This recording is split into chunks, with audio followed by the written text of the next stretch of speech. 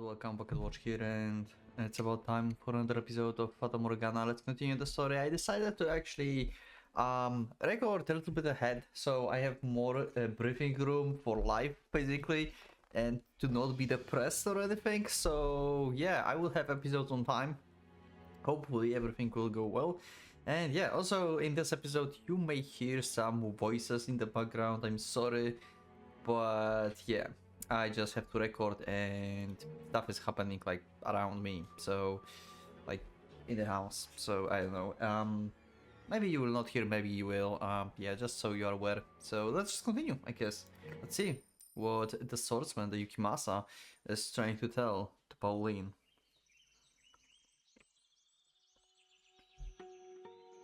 I mean, now I think about, okay, back in the day he thought about her as he might have developed the feelings, actually. Okay, so it might still be the confession, as I said, because later when I thought it was, I was like, he said like he doesn't have any feelings for her, so I thought like it's not a confession, but it's been back in the days, so probably he does.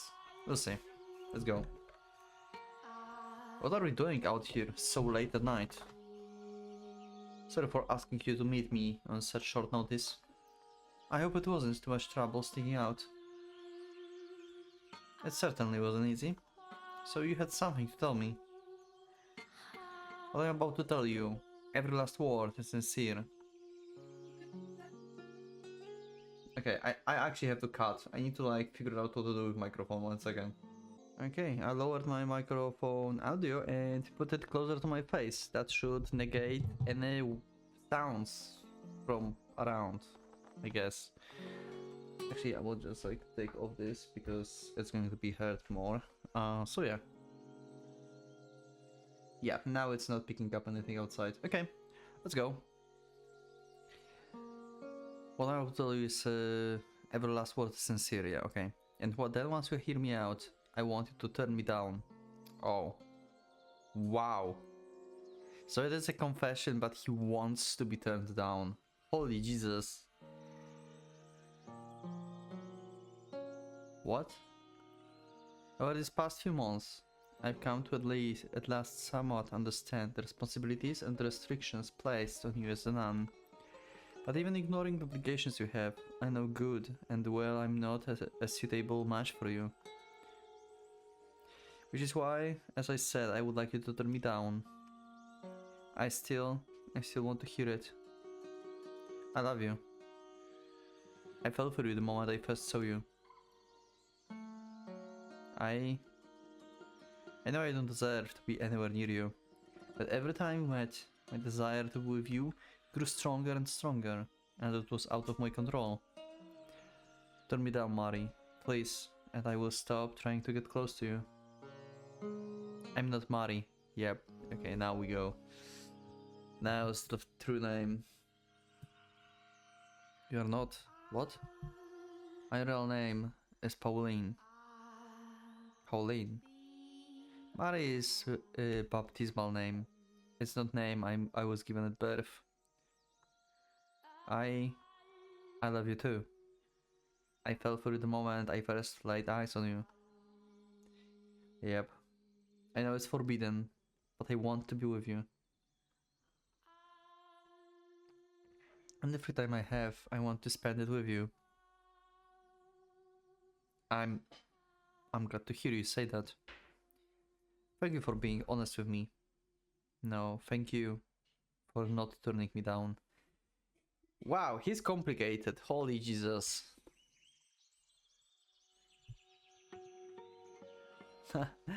Well, talk about anxious, eh?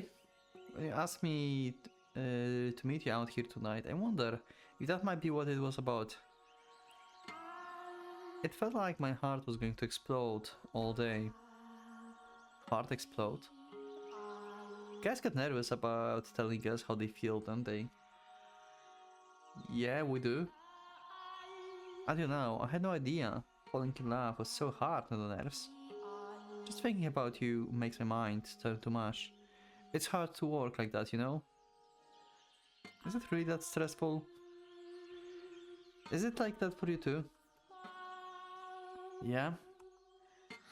Thinking about you makes it impossible to concentrate. Tell me something more. I mean, Pauline. Hmm? What is it?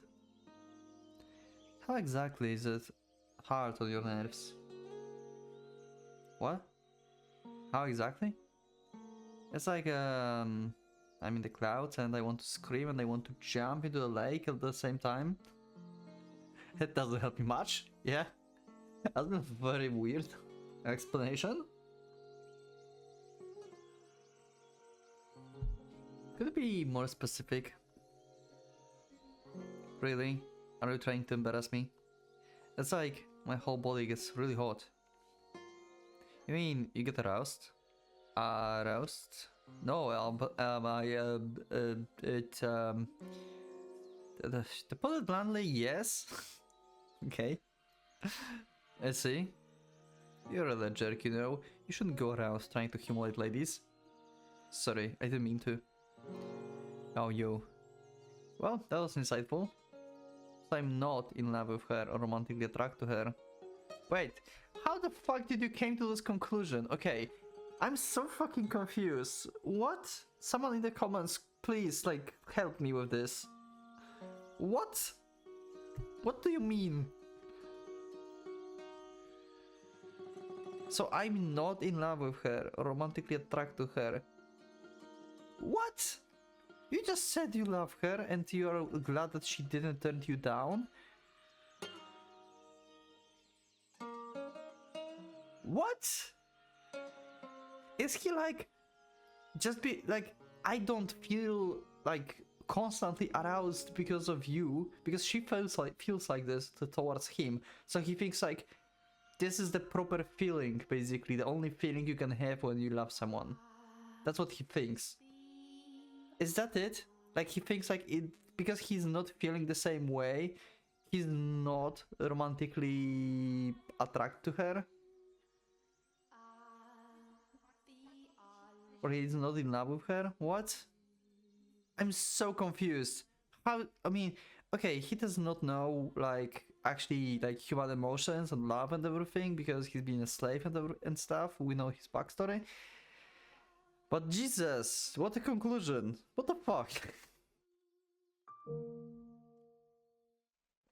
Or I'm physically attracted to her. All I wanted from her is her smile. Being around her doesn't arouse me. In fact, it does exactly the opposite. My fire burns brighter when I'm not with her. It all makes sense now. I just want someone to keep me placed. I'm disturbed through and through. A murderer and a beast. Ah, see? That's why I didn't want to say anything. I knew you would laugh at me. I'm sorry. I truly am. I did ultimately get what I wanted out of our arrangement. She became my tether. Became the invaluable part of my life, even though I had no real love for her. I think like he does love her, but he just don't understand it. Right? I mean, he just like got to this conclusion because of about what she said. I think like okay, it makes more sense. I guess now it's still like, ooh, like first reaction to this conclusion was like, what the fuck? What? How? When I was with her, I was at peace. That said, her presence didn't completely rid me of my urges. I was still occasionally struck with bouts of insatiable thirst, overwhelming desire to mutilate anyone who came into my line of sight.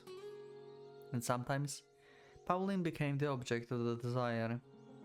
It goes without saying that I never did draw my sword on her, but I had no way of knowing when I might lose control. And if I ever did kill her, then there would be nothing left for me to keep me regressing completely into beast. Okay?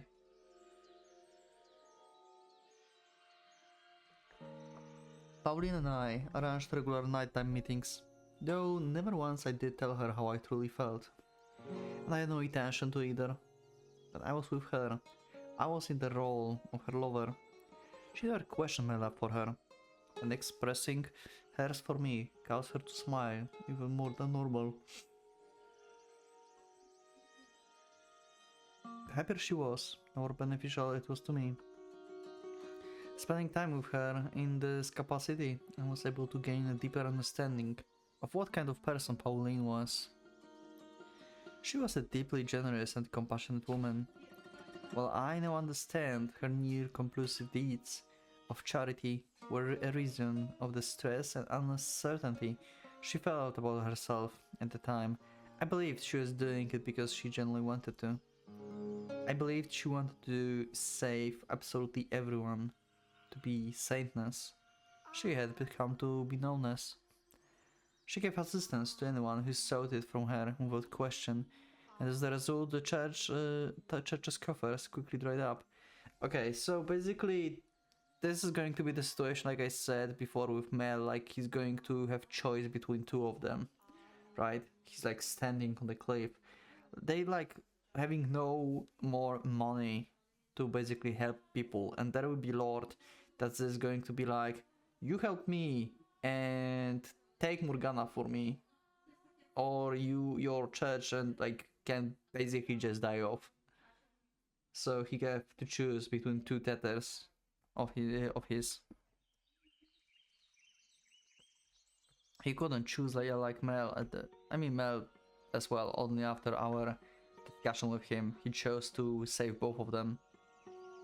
Like Nelly and Morgana. Her god did not supply her with the endless store of bread and wine either. In the end, an endeavor, no matter the intentions, requires money. In time, her generosity turned excessive, self-destructive. She would even skip meals so that others could eat. In retrospect, it was probably my fault too, as I pushed her towards wanting to be a regular girl. She pushed back against the desire by being even more charitable.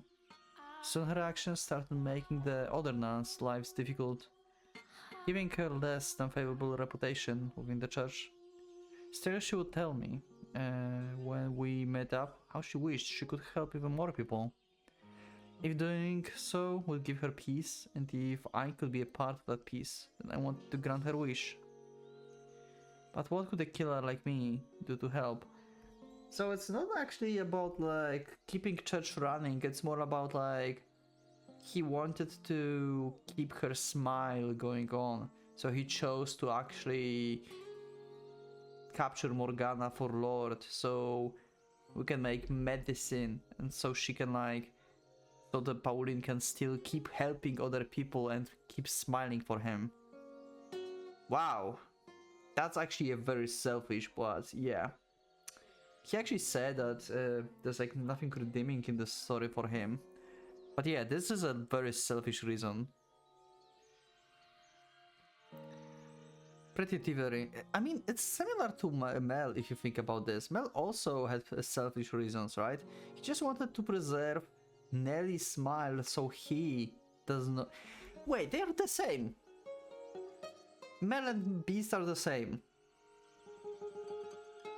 Mel as well tried to preserve Nelly's smile and keep her alive for himself, so he feels better and he's not like struck by like, you know, that I'm not a noble anymore and like life is difficult and stuff. It's like pretty much the same situation here. He did wrong to Morgana for his own gain through other person. Huh. They both being selfish. Interesting. Didn't feel like they would be so similar.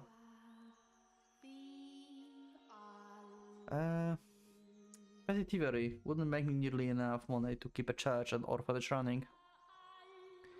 And a raid large enough in scale to do so would inevitably be tracked back to the source, which would ruin the church forever. I was a murderer to acquire such a large sum of money. I was ready to jump to any opportunity that presented itself. When I received summons from the Lord, okay.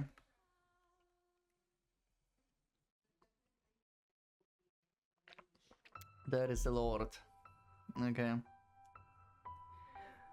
Like, there was still no ride on the on the brothel, right? And I think like, yeah, swordsman being the part of it. Probably. I'm not sure. I'm not sure if I remember. I think he did. So did was he like first ordered to actually attack the brothel, try to find Morgana? Did he get info about this? And then later he was searching for her and found her with Mel. Because we still have 2 points for Morgana. I'm not sure if he attacked brothel or not. We'll see. I take it you are the Oriental man who's been buzzing around the local church of late. When I first saw the Lord, I was surprised at how young he looked. There couldn't have been more than a couple years difference between us. I had envisioned him as an elderly, or at the very least a middle-aged man. That would be me, yes, what of it? Who do you think you're talking to, you impudent rat? Show some damn respect. Apologies, I'm not familiar with the local customs or language. Ah, very well then. You're fortunate, I'm such an understanding man. Oh my god. Ah! I cannot. No further reasons I called you here. You're the one who killed that cart full of slaves 4 years ago, aren't you? So you know about that. Yeah, I wasn't actually sure it was you, but now I have confirmation. Since then, one slave of the Far Eastern origin has remained unaccounted for. I take it that would be you. That's right. You made one hell of a mess out there. I'm here to be punished. That depends on how our talks goes. If you think I'm going back to being a slave, you're fooling yourself. Psh, I don't need any more damn slaves, and I certainly don't want you as one. You're obviously not finding a respectable work being an ex-slave, so I take it you're still in the business of getting your hands dirty, are you not? Assume you're playing cat bulgar or something, let me go whenever you can swipe from the nearest unlucky bastard. Correct. Isn't it comical then, that you would choose God's sacred house to stretch your legs in, you filthy dog? I absolutely agree. Jesus! What a toxic relation! I thought that would get a reaction out of you, but it seems you got no bite in you today. Never mind, let's get down to business. You're going to help me out with a little something I'm working on. Help you with what exactly? Something that's going to make me a lot of money. And if you lend me a hand, I will make sure you are well taken care of. Along with the church you are so fond of, and the nun you've been taking a liking to. That nun of yours has made quite a name for herself. Out in the city proper, people have started calling her the Saintness.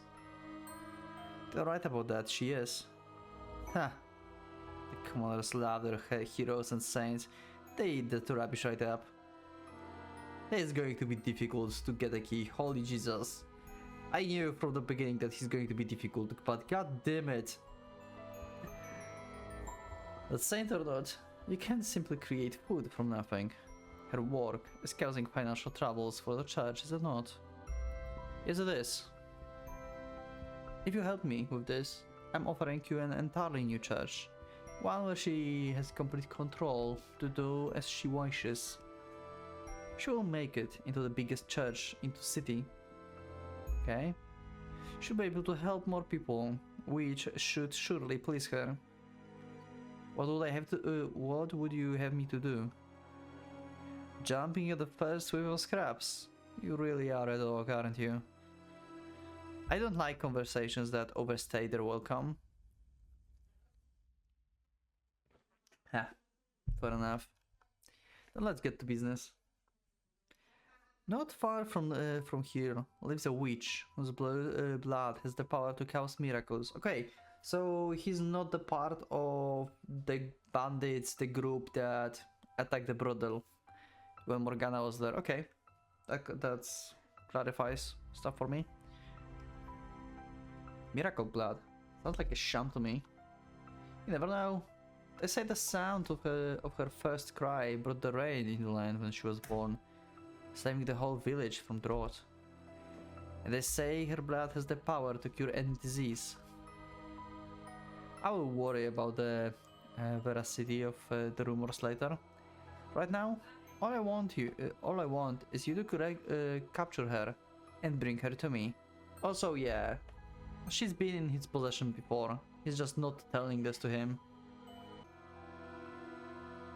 Explain something to me, Lord. You said that if I help you, the nun will be able to save more people than she does now. So, how does capturing this witch accomplish that? I'm glad you know how to listen, dog.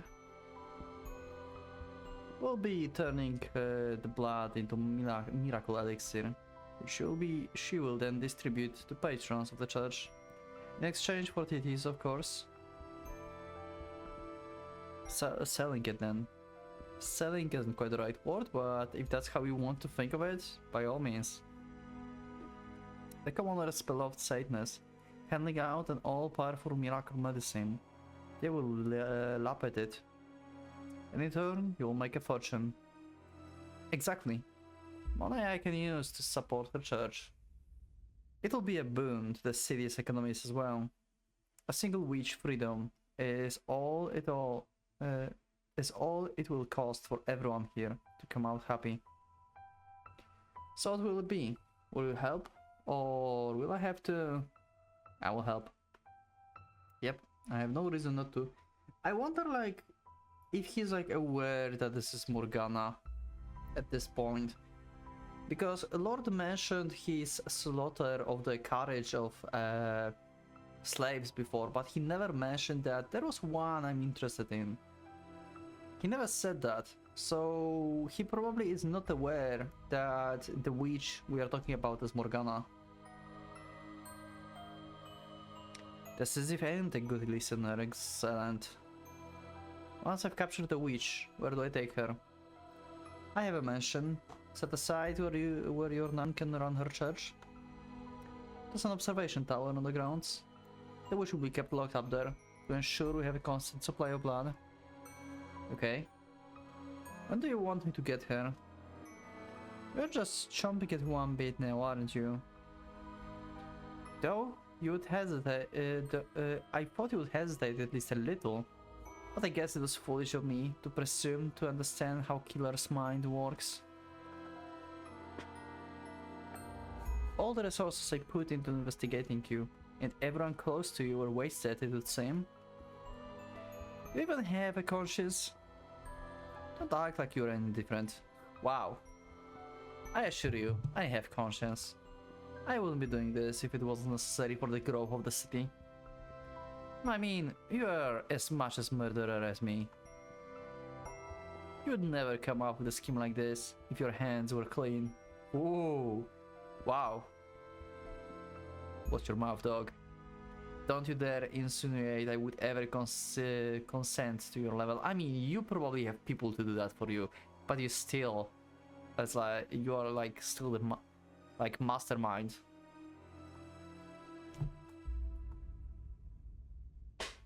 Like you would delete your political enemies, companies that can be harmful to your business and stuff like this. He did deleted one of the companies basically in the third door, if I remember correctly. He did something that they went out of business. I don't remember exactly what happened, but he did something, if I remember correctly. I agreed to the Lord's terms. A couple days later, I made my way out to the location the Lord had given me. A small cottage where the witch was said to live. I had been instructed to take her alive, but not that I wasn't allowed to harm her, so my plan was to force my way in and immobilize her as soon as I opened the door. The Lord was right. I didn't have anything resembling to a conscience. I was far gone to be bothered by the prospects of disabling the witch. Not even the fact that I had found a degree of solace in my relationship with Pauline would change that. Okay. However, who's there? When I heard the witch voice through the door, I froze. It was the girl from the 4 years earlier. I didn't even have to see her. I knew right away. And you still cut off her hand without even thinking. Okay, what went through your mind right now? I wouldn't mistake that voice. That scream of pure, clean water cutting through the grime for anything. I would never forget the first thing that had ever managed to suppress my desires, my first tether. When the Lord told me about the witch, I never expected to be her. Who is it? Are you the witch with the miracle blood? Oh, he went to her before, and he talked with her. Oh, okay, that's the part we didn't saw. We haven't seen. Sorry. My hand rested on the hilt of my sword. I had at first meant to break down the door if she wouldn't open it for me. Please leave. However, when I heard that voice, my hand felt limp. Please stay away from my home. I'm in need of your blood. Could you not spare a little? I have nothing to spare for a man like you. My blood is only for the sick and needy. So she recognized his voice as well, it seems. So please go away. Yeah, she saw him only as a murderer. Stay away from me, I'm begging you. Get away from this place. You're a murderer. Yep. Okay. I want nothing to do with you. So please just go away. As you say. As she had commanded, I took my leverage to her cottage, in somewhat of the haze. It should have come as no surprise that the 4 years since our last encounter she had no kind words left to spare me. Yet, even in her derision, I still felt myself being calmed by the sound of her voice. I debated with myself. Should I do as the Lord requests and capture her? Or should I let her go free? As I had done 4 years earlier, yeah. And this is the place where we have him on the cliff. The analogy that he gave to Mel. Either Pauline or her. You do know what I decided to do though, don't you? That's right, I went with the first option. After all, I had no need for 2 tethers. Yeah. And Pauline been like constantly with him for the past years, while Morgana has been his tether only for a little while. She's still his tether, but she's not constantly like suppressing his urges or anything. But Pauline does, so that's why he chose to actually eliminate like, in quotes, Morgana instead of Pauline. While breaking down her door was still an option, the witch was wary of me. If she were to somehow manage to escape, there was no saying how the Lord might react.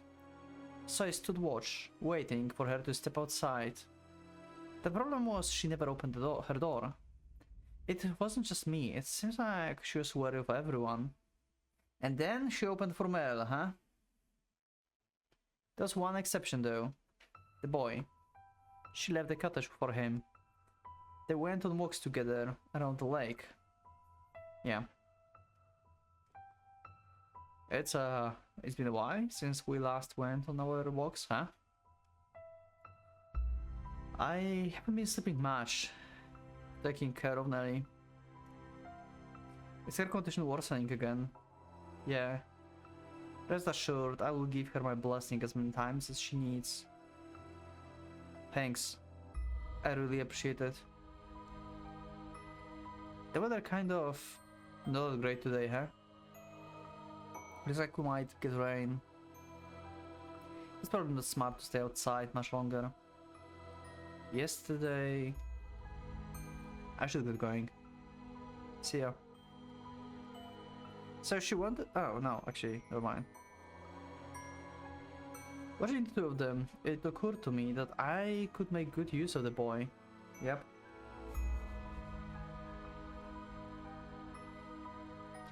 You have 2 options. Either you say no and protect the witch, get away, or help me capture her. Get away from her, right now. If you choose the witch, I kill the girl. Get away. Make your decision. Get away from her.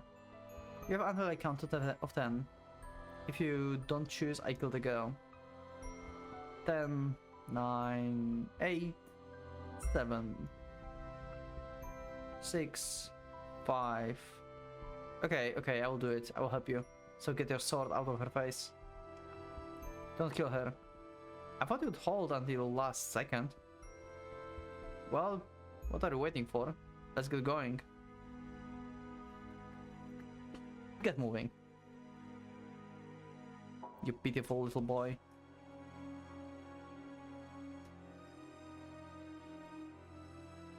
Yep. And there's the cottage. Wow, what hesitation. Get back. No, stay away from me. No. Help. Don't kill me. Take it. That's your share. Should last you long enough. Yeah. Why did you take my arm? What do you mean by share? Yeah. Why? Yeah, that's the like biggest traumatic situation. Like this cottage is like the fucking source of like most of the things. Like Jesus. My arm. No, put me down, please. Help, someone, please help. The witch with the miracle blood had regressed into an ordinary girl, and she cried in pain like a small child. I wasn't going to get very far with her wailing, so I gagged her, tied her up, and threw her into the burlap sack.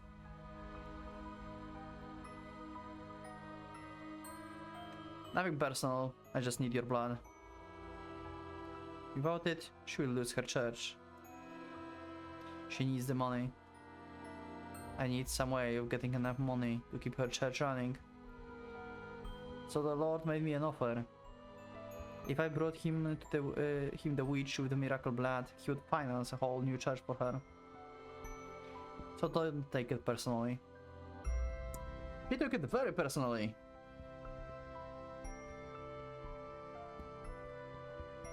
I tossed the sack into the cart I had waiting outside, and made my way to the mansion as per Lord's instructions. The two of us had unlocked the witch in the observation tower. When I told the Lord I had used the boy as the bait to get her to open the door, he gave an exasperated sigh and said, "Yeah, either kill him or make him on our side." Involving a third party was not part of the plan. Is there anything at all in that head of yours, dog? I can kill him if that's a problem. Don't be hasty. Describe him for me. He seems like he came from the wealthy family. Did he seems like he came from the wealthy family? He's young, still in his teens. He is with his little sister. He looked reasonably well off, probably a noble blood. You picked one hell of a target to use as your bait. Should I kill him? There are people in this world you can make disappear quietly. People no one will notice have gone missing. You are one of them.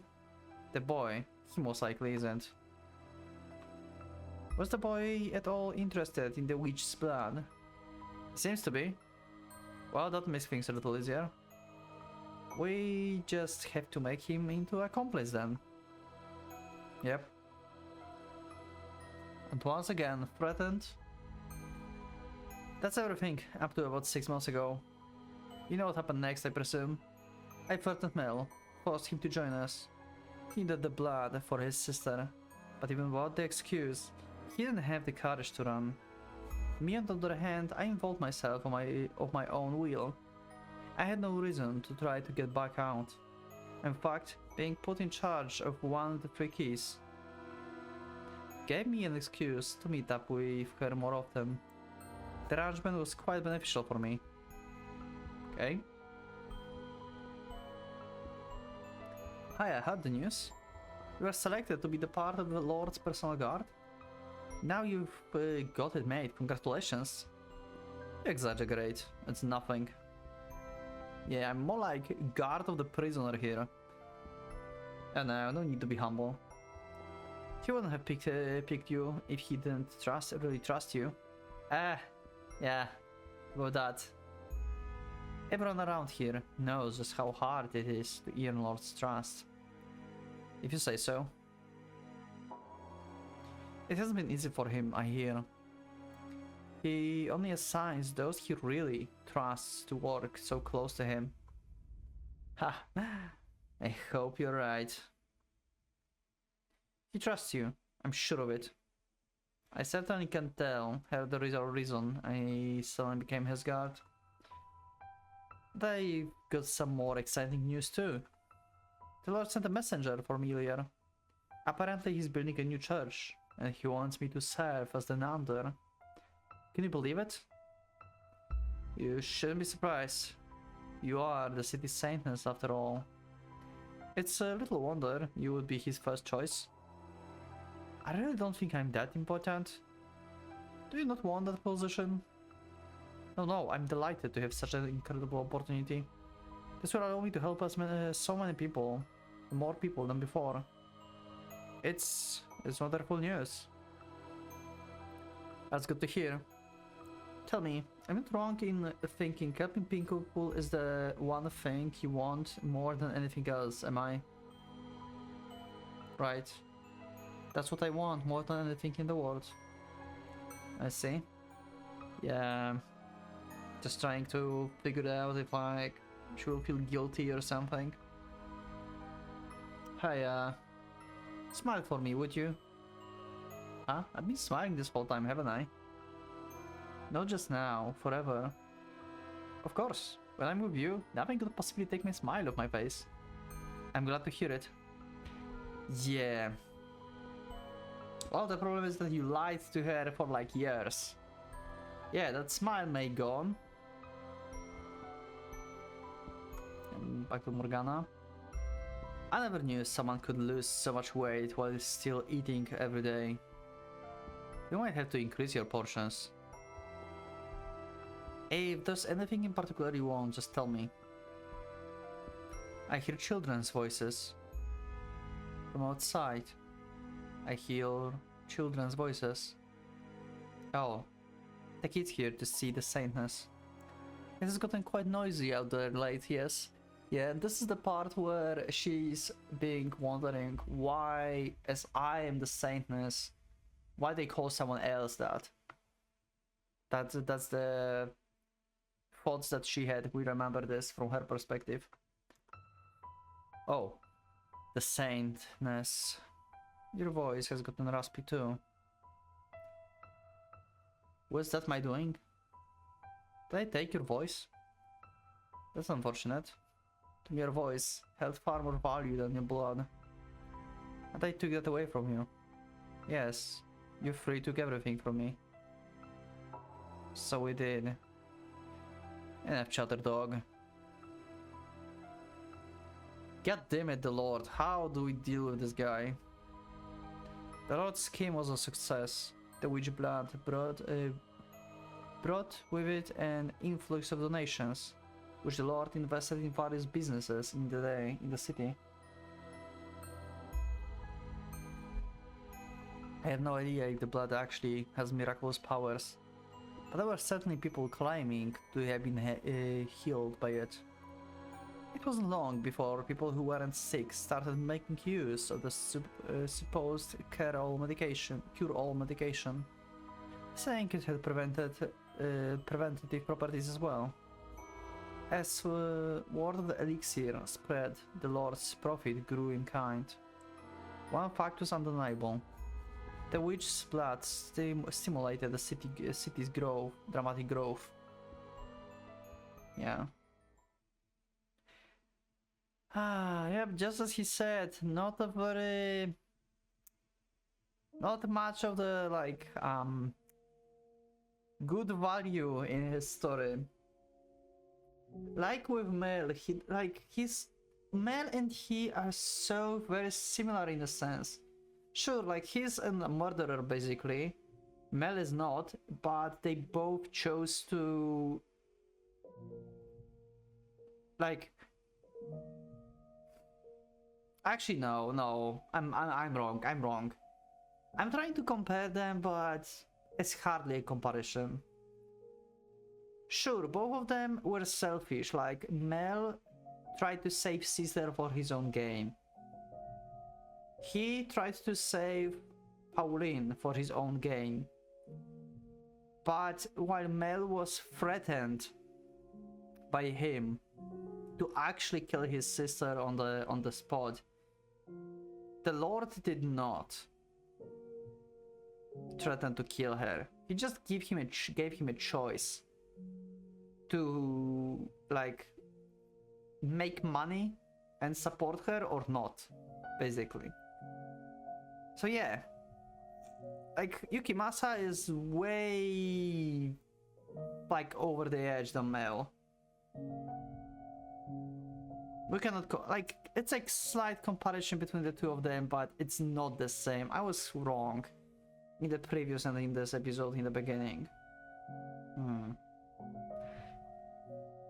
But yeah, I think like I will end the episode here. We just heard the whole story of Yukimasa, and we'll see what Michelle have to say about this later. So yeah, thank you everyone for being with me. Thank you for watching this episode. I will see you in the next one. So leave your like under the episode if you like the episode, subscribe for more, check my Discord, and become a member if you would like to support me and see this episode earlier. Thank you once again, and for Pocket Watch is going out.